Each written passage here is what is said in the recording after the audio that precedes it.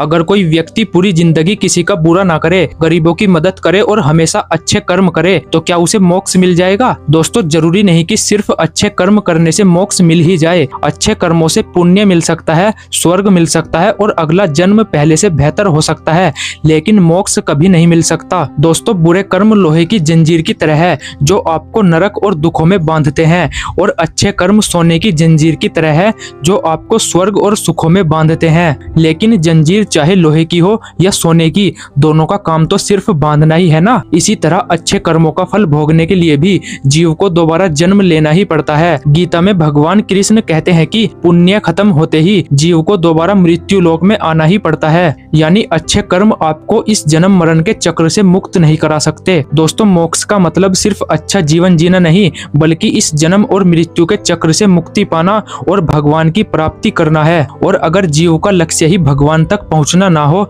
तो फिर मोक्ष की प्राप्ति कैसे होगी? इसलिए मोक्ष पाने के लिए सिर्फ अच्छे कर्म ही नहीं, बल्कि भगवान के प्रति अटूट प्रेम, भक्ति, समर्पण और उनकी शरणागति को भी महत्वपूर्ण माना गया है। भगवत गीता में भगवान श्री कृष्ण कहते हैं कि सर्वधर्मान परित्यज्य मामेकम शरणम व्रज, यानी सब कुछ छोड़कर मेरी शरण में आओ पार्थ। लेकिन इसका मतलब ये भी नहीं है कि अच्छे कर्म करना जरूरी नहीं है, बल्कि अच्छे कर्म एक पेड़ की शाखाएं हैं और भगवान की भक्ति उसकी जड़ है, और बिना जड़ के कोई पेड़ कब तक टिक सकता है? तो अब आप बताइए, आप क्या मानते हैं? क्या मोक्ष पाने के लिए सिर्फ कर्म काफी है या भक्ति भी जरूरी है?